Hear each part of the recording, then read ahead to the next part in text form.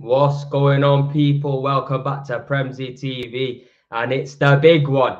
Man City versus Arsenal. Only one guest to bring into the cut. Big Steve, what you telling me, my bro? It's been too long. How you doing, bro?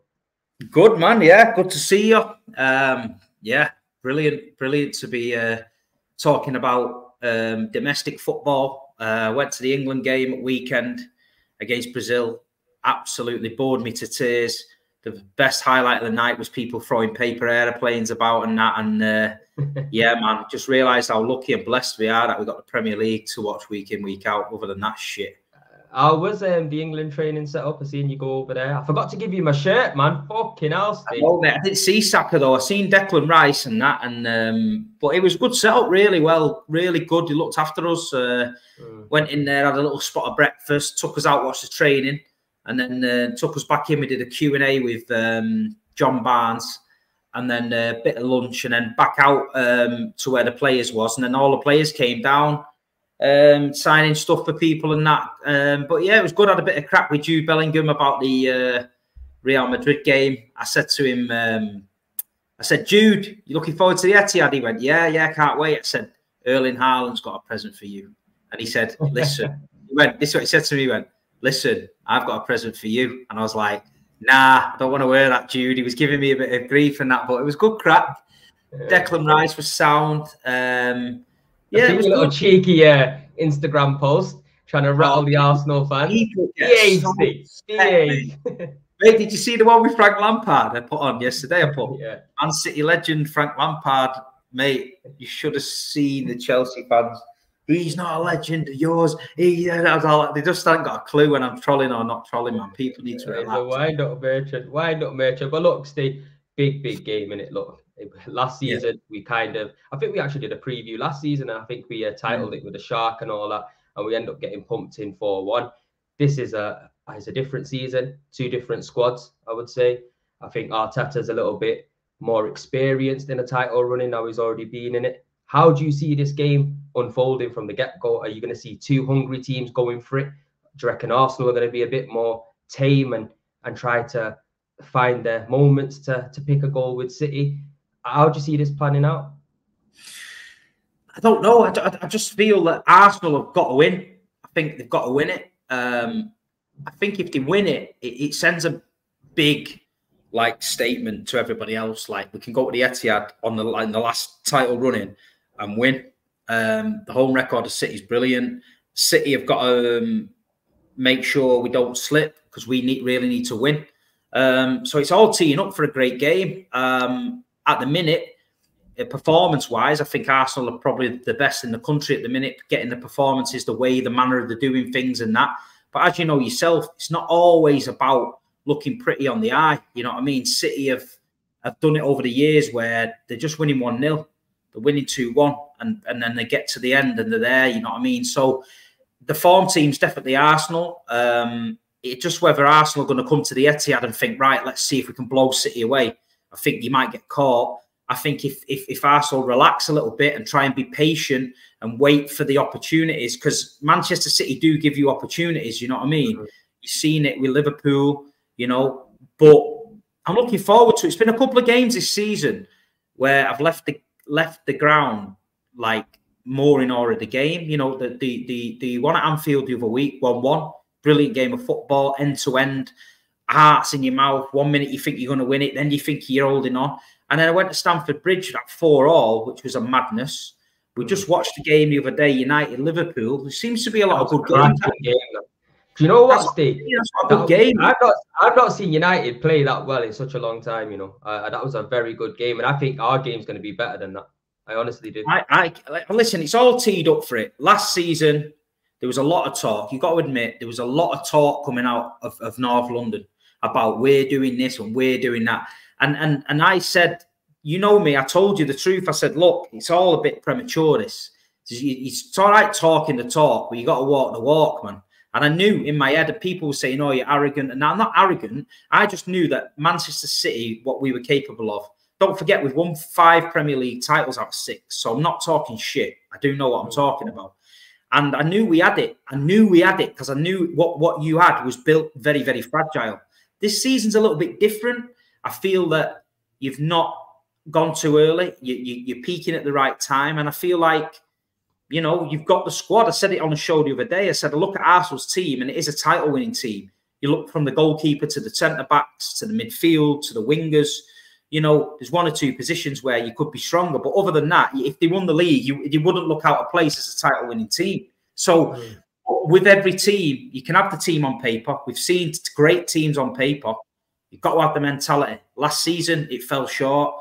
Going to the Etihad straight after the international break to get the noses in front in a title race, you can't ask for a better game for Arsenal to prove everyone wrong.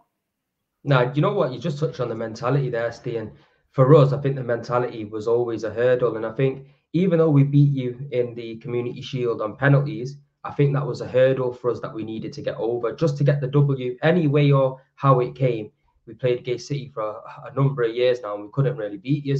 I think us winning that game, yeah, it gave us a little bit more belief because in the league, when you came to the Emirates, we managed to get over the line. We beat you 1-0 and we got the 3 points. Maybe last season, we might have probably not done that because remember when you came to the Arsenal, we weren't really playing well at these points. We weren't really clicking. We weren't really as fluid as what we see in previous year. So I think the mentality has definitely grown. I think Declan Rice coming into the team and sitting in the middle of the park has helped that mentality. You can see right from the get-go, he's a leader. He's a general. He gets stuck in. He's so strong on the ball as well. He's in the right place at the right time. And I think that was a big link that we were missing because don't get me wrong, because I think Thomas Partey is a fantastic DM, yeah, but his reliability is not there because he's always injured. Numerous times over the years, not even just last season in big games, we needed Partey. He wasn't there, not injured. He was out injured, sorry. But with Declan Rice, he's ever present. You get me? And we've not missed Thomas Partey. That's the biggest praise you could give him. Now, with Jorginho coming in and Declan Rice getting that forward role, playing that 8, he's like unlocking a new character within himself. You get me? And he also talked about it on the England thing with Gareth Southgate, I believe, as well, when he said that Arteta wants something totally different from his 8 than what he does want with his 6. So I think there's another level to go with Declan Rice. I think with Thomas Partey now becoming fit, for me, he's miles better than Jorginho. You put him and Declan Rice in the middle, you're getting a much complete midfield. You get me? And also players like Timber and Tomiyasu and all these kind of players are coming back now, and they're coming back at the right time, and we need it. And I just wanted to ask you as well, because I know Kyle Walker obviously came off injured or whatnot. What's going on with City's injuries? Is there anything that we need to know? Is there anybody that we know that's out? Anyone's available from injury? Kyle's all right. I think Kyle's all right. I don't think he's on a blag. I think if they rest him for Arsenal, I don't think anyone would mind that. If he sets up with a flat back 4 and plays Stones, Kanji, who's been playing brilliant, by the way, Diaz and Ake, I don't think anyone's asked. I think everyone's worried for Kyle Walker for Real Madrid, for Vinicius Jr. with the pace. That's why we're worried about Kyle. But I got a message last night saying I think he'll be all right. So I presume he'll be fit. Whether he starts, I don't know. Pep might change it for tactical reasons against it. I think Ake always does well on the left against Bukayo. So I definitely think Kanji at right back or Stones at right back can do well against Martinelli, but we'll see. Other injuries, I mean, De Bruyne, he stayed back because of he had that. He's missed 6 months of the season, Kevin. So he's 32 now. He had an operation, so City have got to watch him. You know what I mean? He stayed back. Grealish is fit. He's been training at the CFA this week, so I think we're going in. But Edison's all right. He just had a bruised knee from that daft challenge again at Anfield. But listen, Ortega is a good goalkeeper, mate. You know what I mean? If Ortega's in net, nobody's bothered. You know what I mean? He's a good goalkeeper, really good goalkeeper. Yeah, obviously he's no Edison though, is he? Do you know what I mean? Edison. No, he's not Edison, but he's all-round goalkeeping, shot stopping, things like that. Ortega's probably better. He's not a bad second choice, is he? Listen, against Arsenal last season at the Etihad, what we did is we just bypassed your press. We knocked it long into Erling. Erling brought it down, brought Kevin De Bruyne in, and he was caught every time. I don't think Arsenal's going to let us do that this year. I think that they're better off letting us play it from the back, and then you press, you try and do that. Because when it went long last year, people were talking about Haaland saying he can't hold the ball up and he can't do this. Against Arsenal, he was holding the ball up, laying it off. Him and De Bruyne were playing 1-2s.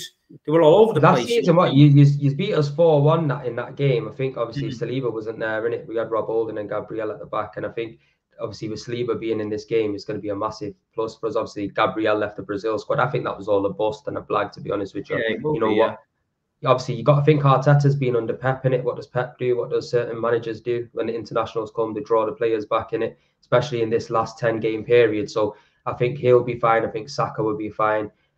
I think we're going to pretty go in there, go full strength. It's going to be interesting to see how he starts, Arteta, if he starts with Havertz up front, if he starts with Jesus up front, if he drops Havertz in the middle, or Jorginho comes in, or if he throws Partey in. It is going to be interesting to see how we set up. And I think that's something different about us this season. We're not as predictable as we were last season. Last season, we had a concrete 11. You knew who was in, and you start to become a little bit predictable. Teams were doubling up on us on the wingers, Martinelli, Saka, and then they started to try to nullify us towards the back end of the season when they clocked on. But this season, we are very unpredictable. You don't know whether it's going to be Trossard on the left, or it's going to be Jesus up front, or Havertz up front, or Havertz in midfield. Do you know what I mean? You don't know round in regards to the centre-backs as well. We know Gabriel and Saliba are ever present, but you don't know if it's going to be Zinchenko on the left, or Kivior on the left, or Tomiyasu on the right, or now Timbers. I won't play Zinchenko. I think his heads fell off every time he's played us. Zinchenko, he doesn't liability, man.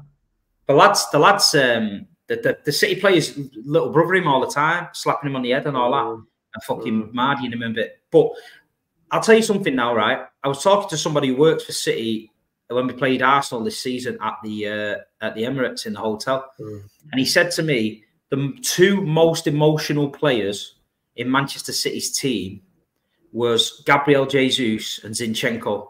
And when the time was right for him to step up, they let their emotions get the better of them and they let City down. Champions League finals, Zinchenko left Havertz through Porto 1-0 Chelsea.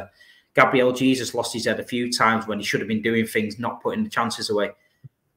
And then this guy said to me, we sold the two emotional liabilities to Arsenal. And I was like, fucking hell, when you put it that way. And then early in the season last year, Arsenal fans were saying, biggest mistake Pep ever made, selling us Zinchenko, selling us Jesus. We were just laughing because we knew, you know, I've seen them play. Yeah, they're great players, but they are liable for doing mad shit. And you've seen that. Now, Arsenal fans are like, is Jesus the one? Is he going to get us 20 goals a season? No. Is Zinchenko this left-back inverted full-back that he was at Man City? No. So I think people are starting to realise that, you know... See, with me, though, Steve, I think Arteta's playing him in the wrong positions because, for me, honestly, I would have Zinchenko in the midfield alongside a Rice and an Odegaard. I would have a Jesus maybe out on the left or the right, you know what I mean? And I'd go out there and buy a proper striker. Yeah? When Jesus is scoring goals, he tells everybody he wants to be a striker. When he doesn't score goals, he tells everybody he wants to be a winger. I did that at City. My best position's on the wing when he's not scoring. You must say, though, they have come into the team and they have definitely added something because, look... they've added mentality as well. They've added mentality because you went from a team that was nowhere near it to Zinchenko turning up in training and going, what are you talking about, top four? We're going to go and try and win the fucking league.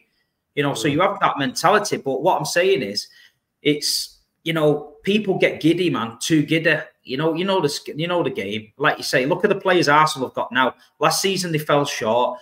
You wanted Declan Rice. He was the man Arsenal wanted. If we can get Declan Rice, we're going to win the league. That was a pre-season. They've got him.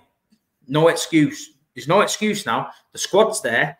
Everything's teed up nice. You're in the title race with 10 games to go. There's a point in it, and you've got a chance to go to the Etihad and blow City away and put them behind you. So it's all teed up for Arsenal. I said to Turkish, right, where's your chest, man? Because there was a lot of chest last season when you're running away with it. But I was the one that stood outside the Emirates with you and talked about a shark. That could have backfired heavily on me. I would have been finished if we'd have lost that league. I'd have been baby shark memes. I'd have been, everything would have been Big Steve, you fucking dickhead. But I was confident in my team, yeah? I would have brought you a big fucking shark and dropped it up outside your house. You're at the window. This is what I say to the Arsenal fans, yeah? Show me the confidence, man. Don't be spouting on that. Show me the confidence. You have, over the last 7, 8 years, 10 years, yeah, you've literally had heaps of success, yeah? Your confidence is through the roof. Us Arsenal fans over the last 20 years, bro, we've been dragged through the mud. Yeah. We've had highs and lows. Yeah. This is not after what happened last season, bro. I was ready to just fucking give up on football. You know what I mean, bro? Like it's a big kick in the dick, innit? Like when you put your chest out and you're thinking, right, this is it. And then obviously you get a few little injuries and it all goes tits up. I get it. I think this season, I think you are right. We've gone out there, we've got Declan Rice. I still don't think we strengthened to what we needed to. This is the best chance. This is the best chance you've had, I think. Last year you went too early and I thought, and then everyone kept saying City's coming. And when you feel that pressure, I used to say to you, didn't I? The pressure's minging. I went on the overlap, and I said, and they asked me a question, how does it make you feel? Me feel. So I told them, I said, it makes you ill. People was like, oh, this guy thinks he's part of the team and all that. They clearly don't get it. When you go football, support a team, week in, week out, home, away, Europe, every day of your life is a part of this team. You are fully invested in the team, Anyone that says that, or he thinks he's part of the team, clearly is not as obsessed with football as me. If you're fully invested, you are actually a part of the team, though. If you're a loyal fan, they don't see it. They don't see it as that. You know what I mean? They don't see it as that. Listen, I don't think I'm playing centre back. I just feel that I've got to go every week and support my team. Not with 6 broken legs, I'll tell you that much. Legs back. So you know what, though? I reckon I could do a job if Pep needs me. So if he's watching, give me the shout, man. I'll get in there. Look, you could go down the waters out to the lads. What are you talking about? Take fucking your boy midfield, Odegaard's legs right out if he wants me to do it. No problem. Has he got you scared? Has he got you scared? Nah. Odegaard. Sounded like he's got you scared there. Best midfielder in the world in there, haven't we? Rodri and that. Oh, right. Okay. You know what? Let's get into this then straight away. Let's do a combined 11 because that position we're going to have to definitely discuss. You know what I mean? Because you can't just listen. You can't play for West Ham for 4 years, nobody to even talk about you. Then play for Arsenal for 1 year, and the best midfielder in the world. Don't happen. No. I'm not saying best midfielder in the world, but I'm talking about right now. Innit? You just said Arsenal best performing team in the league at the moment. They're your words, not mine. Innit? You get me? So in that best performing team, we got the best performing DM. You know what I'm saying? Does that not make sense? Makes sense. Rodri, 62 games undefeated when he's played. Yeah, he's quality. Well, let's get into it. Yeah, we're not played him for 4 games and lost all 4. Listen, we'll leave him to a minute, because I know that's going to be a tasty one because I think we're both going to back our boys. But in goal, in it, I think I'm going to have to go with Raya. Obviously, who are you going with? Fucking Edison, man, innit, man? Edison. Yeah, is he going to play? Is he going to start though? Yeah, I think he's going to start. I'll pick him. If he's going to start, I'll go with Edison as well. I think it'd be Edison. Yeah, be Edison. Right, say no more. Edison, it is quality goalkeeper. I'd love him at Arsenal. Right back. Who's your candidate for right back?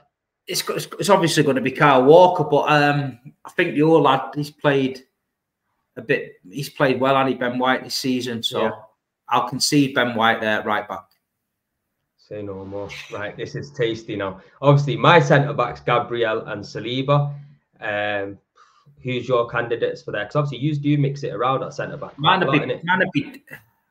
Obviously, I want to say Diaz and Stones. Akanji's played so well at the minute, but if we're doing a combined 11, the one of yours is getting in there. So that's how that you've got to choose that. But John Stones has got to get in there for what he does. Yeah, you know what I mean? I would say Stones and Gabriel.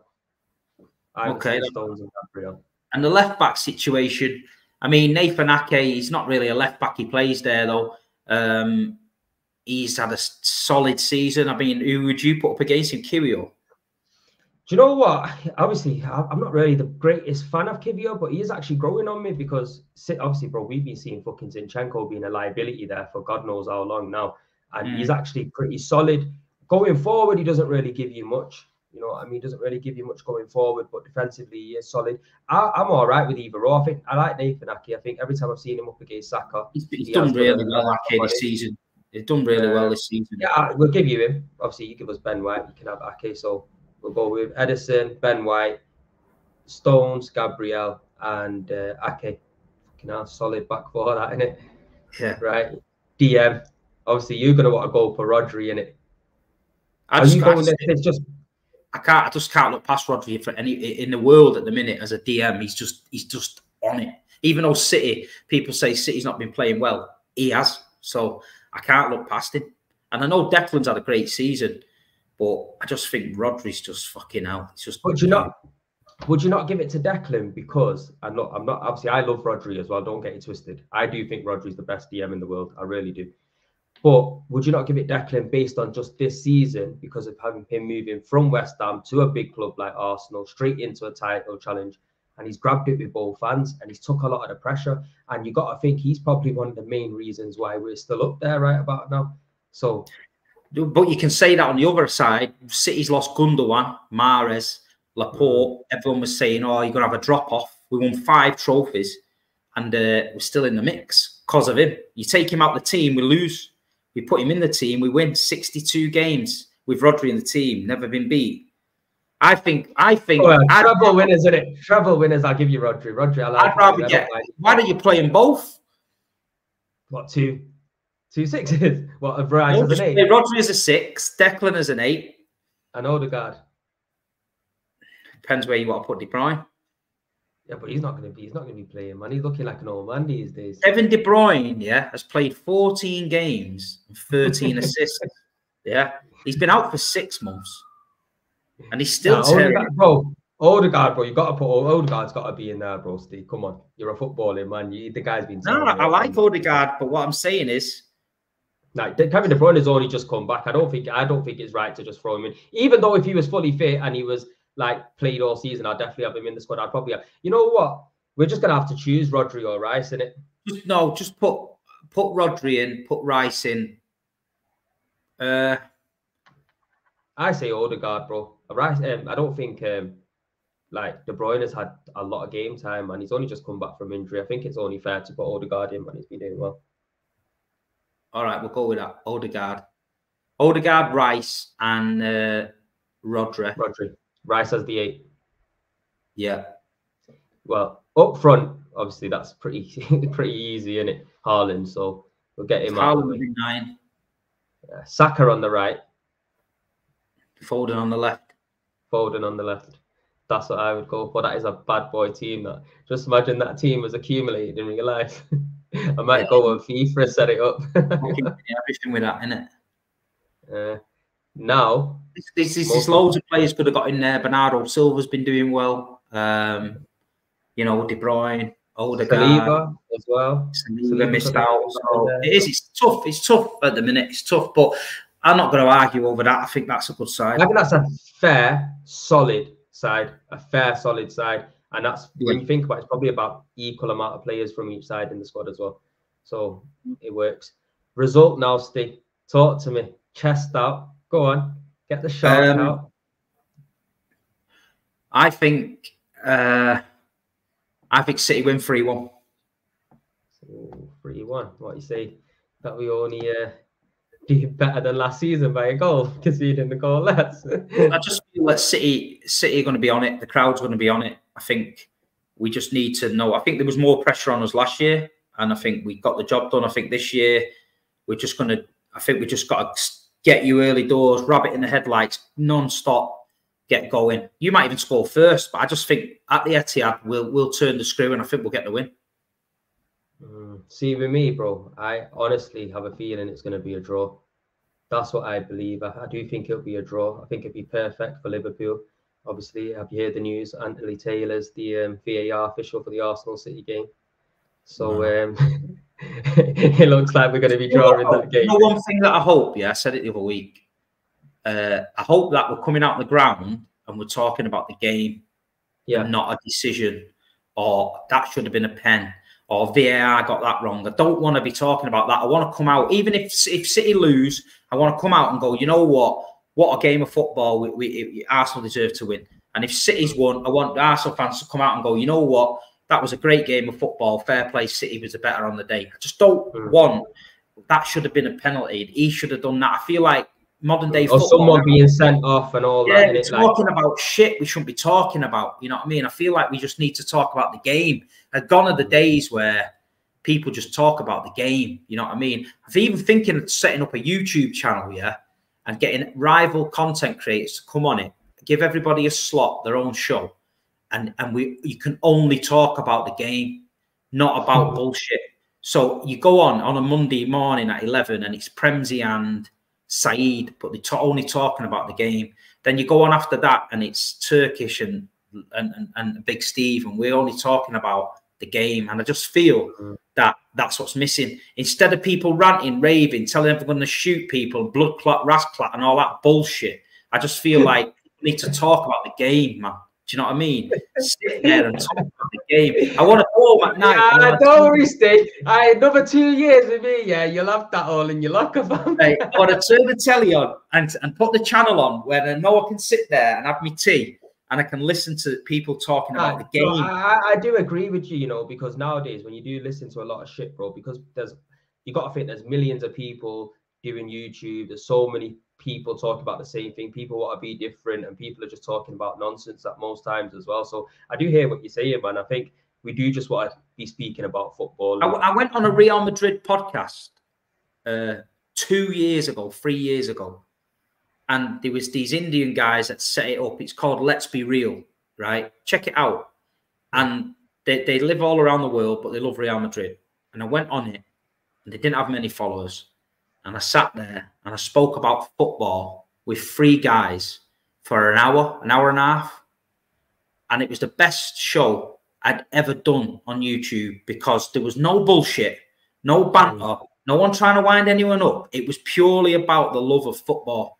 And then I got off the show and I felt so refreshed. And so many people reached out and said, that was a great show. That, you know, no one was trying to stick anyone in. No one was trying to, you know, fucking get one over each other. It was just about football.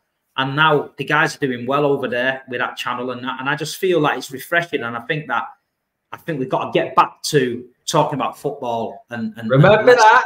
Shit. Remember that then when you start trying to wind up the Arsenal fan base next with the Shark, yeah? Listen, let me just put this out there now, yeah? There was no one who was more pro-Arsenal than me. Your fan base came for me when you got fell out towards the end of the season. When you got 10 points clear, 9 points clear, my DMs started getting nasty with you lot giving me shit, yeah? And then when I give them a bit of shit back, they don't like it. Steve hates Arsenal. He's this, he's that, and it's like, listen, man. The word on the street was, you know what I mean? on the street was, we went 8 points clear. Steve's ass fell out, started eating Arsenal straight away. That's the word, word on the street. You got a squeaky bam time, yeah? And then that's it. I need to put the pressure on. Coming, man. I knew what was coming. I used to send you a shark every day. You knew that. Nah, you know what, Steve? I got to give it you. But obviously, you know your club in it. Look, at the end of the day, Arsenal fans are going to be excited. We've not seen a title challenge for so long in it, bro. Like, if you're not a proper football fan, yeah, then I don't know what you are in it, because if your team challenging for the title, you've got to be excited in it. You should be excited. Of course, man. I think Arsenal fans should be excited. This is what I say. But the ones that we're giving it the chest, it's like the other week I got a few DMs and I looked, and then when I looked at the last DM they'd sent me was like from the year before, when Arsenal was like 8 points clear, saying, you fucking City wanker, we're going to take the league and all that. And then I've heard nothing for a year, and then I've got the same message coming back now, and I'm like, they're the ones that I'm trolling. I'm not trolling the proper Arsenal fans. I went round to AFTV every season on my own. You has been with me. I give it you. Bro. Charity Shield. I came straight off the pitch. I was working for City. I walked right round to the Arsenal end. I did AFTV. And at 1:45 on the Charity Shield, I was still sat on Wembley steps with about 40 Arsenal fans, all talking about football.